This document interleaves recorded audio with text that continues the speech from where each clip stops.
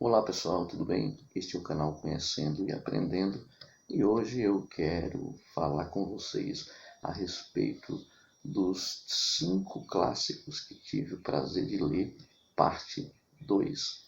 Antes, porém, peço desculpas pela falta de qualidade no vídeo. O ambiente em que estou gravando não propicia uma iluminação adequada. A gravação está sendo feita num celular cuja resolução também não ajuda muito. E mesmo depois da edição, o vídeo não fica muito bom. Tenho certeza que vocês compreenderão e vamos batalhar para que no futuro isso também seja melhorado. Bem, sem mais delongas, o primeiro clássico que apresento aqui, que tive o prazer de ler, é Apologia da História ou O Ofício do Historiador. Esse grande clássico escrito no século XX por Mark Bloch. Para quem não conhece, Mark Bloch foi um grande historiador, tido por muitos como o maior historiador do século XX, medievalista, junto a Lucien Febvre, um dos fundadores ou cofundador da chamada Escola dos Análises, em 1929. Escola essa que teve uma grande influência no campo historiográfico nas suas gerações. E nós sabemos que a história é instituída como ciência autônoma no século XIX e sofreu grande influência do positivismo, priorizando os documentos oficiais produzidos, as grandes personalidades históricas, isto é, o homem comum ficava fora desse contexto. E o Mark Bloch traz uma abordagem mais completa, mais ampla, inclusive tratando da questão da interdisciplinaridade, ou seja, o diálogo entre as diversas disciplinas. O Mark Bloch, ele lutou na Primeira Guerra Mundial, inclusive foi ferido, e na Segunda Guerra Mundial ele lutou pela resistência francesa contra o nazismo. Foi capturado pela Gestapo, polícia secreta nazista, torturado e fuzilado, mas ficou aí esta grande obra chamada Apologia da História ou O Ofício do Historiador. Aconselho a todos que leiam. E digo mais, eu duvido que quem gosta de história não passe a gostar ainda mais lendo Apologia da História. Foi isso que aconteceu comigo. E finalizo aqui com 2 frases do Mark Bloch. A primeira, ele diz o seguinte: o historiador é semelhante ao ogro da lenda, onde fareja carne humana, sabe que ali está a sua caça. A segunda frase é, digamos, mais científica, que ele diz o seguinte: a história é a ciência do homem no tempo, ou a ciência dos homens no tempo. Então, leiam Apologia da História. Vocês vão gostar e aprender muito com este grande historiador medievalista chamado Mark Bloch. O segundo clássico que apresento aqui, que tive o prazer de ler, é nada mais nada menos do que o romance O Idiota, escrito pelo grande Dostoiévski, escritor russo. De forma rude, eu digo aqui que adentrar na literatura russa como marinheiro de primeira viagem, que é o meu caso, é como entrar na Sibéria no inverno mais rigoroso. Acontece que quando nós vamos nos acostumando, nos habituando com a leitura, sobretudo nesse caso, na obra O Idiota, com o personagem principal, que é o príncipe Myskin, nós vamos nos familiarizando, né, com aquilo que o autor quer passar. Mirsky é uma personagem criada por Dostoiévski nesta obra, que na verdade é uma mistura, né, de Jesus Cristo com Dom Quixote. Aí vocês podem imaginar, né, a atração, né, da obra Dom Quixote e do próprio personagem, que há séculos, né, vem influenciando as pessoas. Hoje é um dos livros mais lidos no mundo todo. E isso não é de hoje, já de muito tempo, né? E Jesus Cristo dispensa comentários, né? Então, imaginem, em um personagem há a junção, né, da figura histórica de Jesus Cristo com a figura de Dom Quixote criada por Miguel de Cervantes. Só pode dar, né, uma grande obra, né, como é a obra O Idiota. Comecei bem timidamente, né, é uma obra um tanto extensa, mas cheguei até o final dela, né. O Dostoiévski era uma pessoa, né, falando aqui do autor, do escritor, muito polêmica, envolvida em jogatina.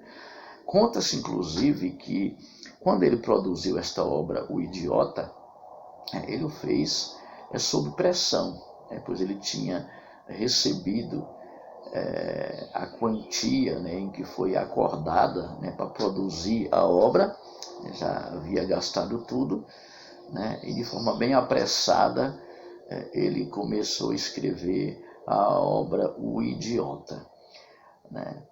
Mas o resultado disso só nos prova uma coisa: a genialidade desse grande escritor russo, Dostoiévski, pois essa obra, O Idiota, é realmente sensacional. Também aconselho a todos que leiam, né?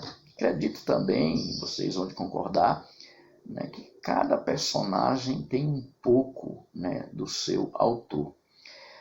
O príncipe Mirsky, ele sofria de epilepsia, né, que era a doença mesmo, né, que acometia, né, o Dostoiévski.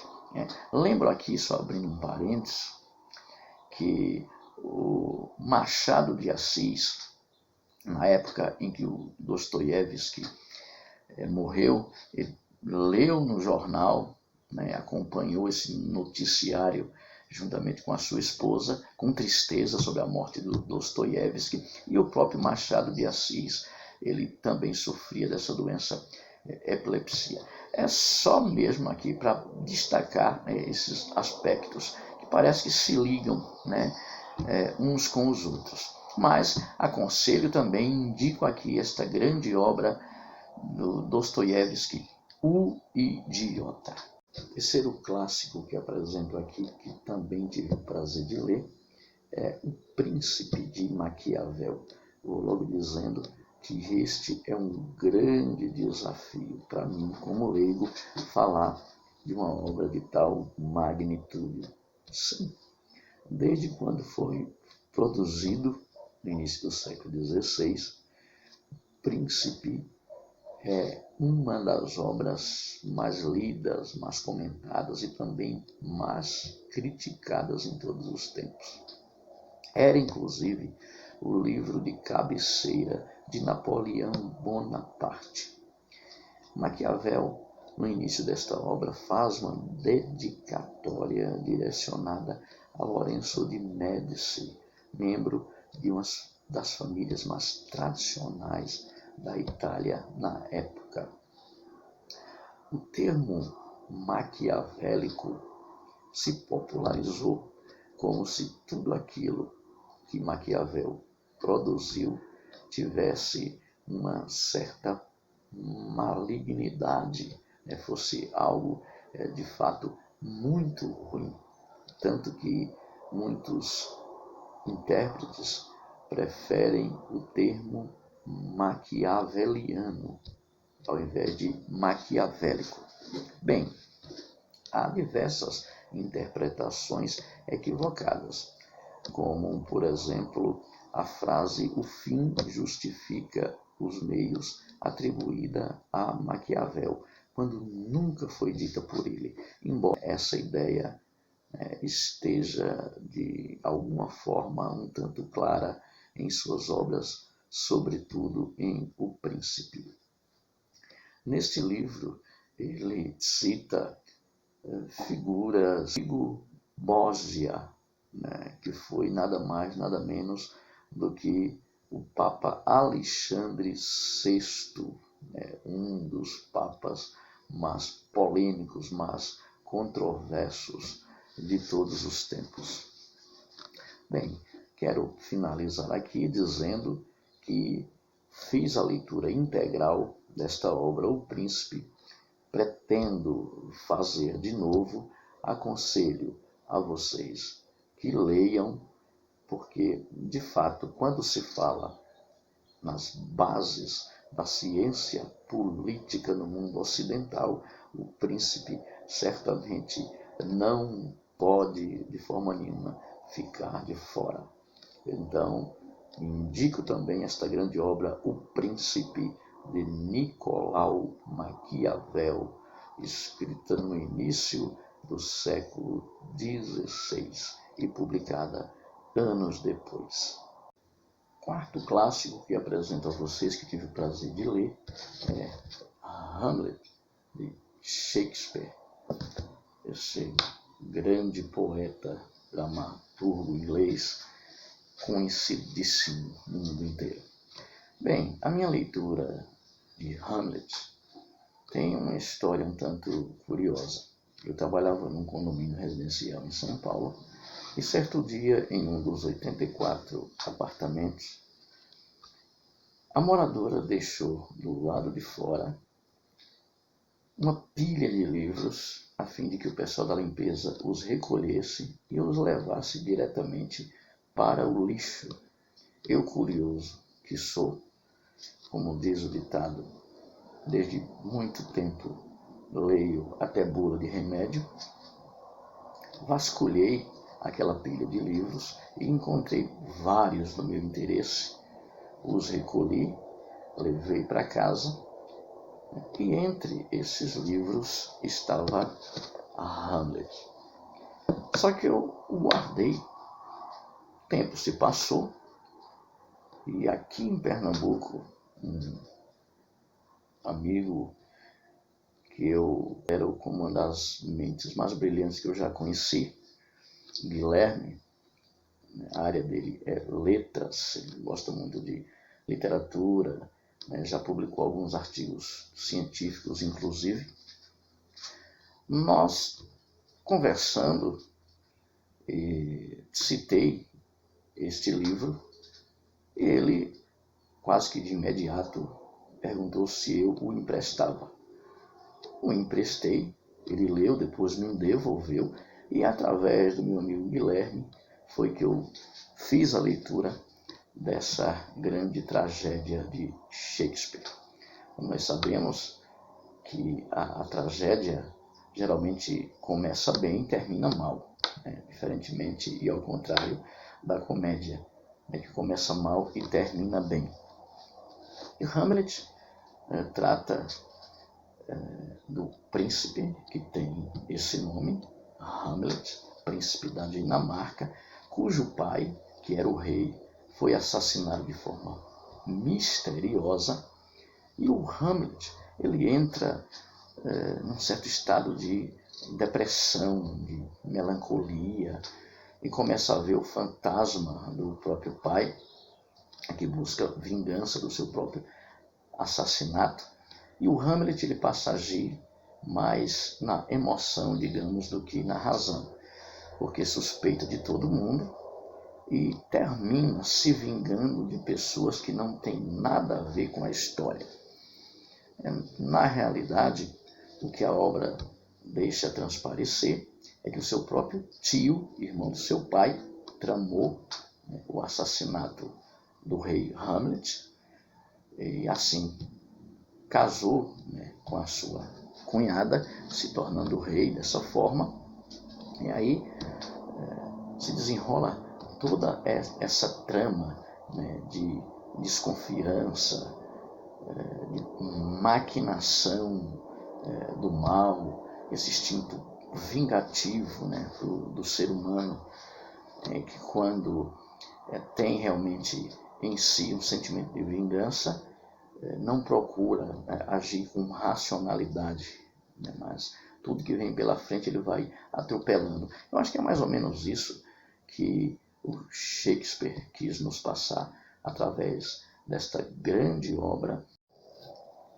Recomendo, portanto, a leitura de Hamlet e finalizo essa parte com a frase emblemática dessa tragédia: ser ou não ser, eis a questão. Quinto clássico que apresento aqui é Os Sertões, de Euclides da Cunha. Apresentei neste vídeo clássicos francês, russo, italiano, inglês, e alguém pode perguntar, mas nenhum português? Pois está aqui esta grande obra da literatura mundial, publicada por Euclides da Cunha em 1902, portanto no comecinho do século XX, e trata da chamada Guerra de Canudos, que ocorreu entre os anos de 1896 e 1897 no sertão da Bahia. A figura principal dessa história é, sem dúvida, o beato Antônio Conselheiro, e através de suas pregações messiânicas, de certo modo também sebastianistas, atraiu milhares de seguidores para um lugar chamado Canudos, no interior da Bahia. O povoado foi aumentando e isso se constituiu, sem dúvida, uma ameaça aos fazendeiros locais. Além do mais, a República estava recém-inaugurada e o Antônio Conselheiro pregava, por exemplo, contra o casamento civil, contra os impostos. E é claro que isso também não agradou ao presidente na época, Prudente de Moraes, que muitos até disseram que era prudente demais, pois demorou muito para agir, né? E quando agiu, o que ocorreu foi um massacre. Antes, porém, temos que destacar aqui que foram enviadas 4 expedições militares, e só a quarta, né, enviada pelo próprio presidente, né, as forças militares de vários estados do Brasil reunidas, foram a Canudos, armados até os dentes, lutarem e massacrarem uma população que, segundo alguns historiadores, chegou a 25 mil pessoas, alojadas em cerca de 5.200 casebres, que estavam batalhando em meio à seca pela própria sobrevivência. Quando eu estava lendo Os Sertões, me fiz a pergunta: quem era mais fanático? Os conselheiristas, que gritavam "Viva o bom Jesus", ou os membros do exército, que bradavam "Viva a República"? Certo é que o próprio Euclides da Cunha, que foi enviado lá já no finalzinho do conflito, como correspondente do jornal O Estado de São Paulo, para fazer a cobertura da guerra, viu que ali se tratava realmente de um genocídio, de um crime. Ele falou inclusive de denúncia, vamos denunciar. Enfim, na quarta expedição, Canudos foi destruída, restaram pouquíssimas pessoas e, infelizmente, essa é uma das páginas sangrentas da história do nosso país. Aconselho que leiam. Eu li a obra integralmente, contém 3 partes, principais: a terra, o homem e a luta. Depois eu fiz a leitura da terceira parte também, para ampliar, a minha compreensão a respeito. E é um livro que realmente nós temos que indicar. Então eu finalizo aqui. Minha pretensão não era que o vídeo se estendesse tanto, mas finalizo aqui, acredito que com chave de ouro, mostrando para vocês aqui esta grande obra, Os Sertões, do grande escritor Euclides da Cunha.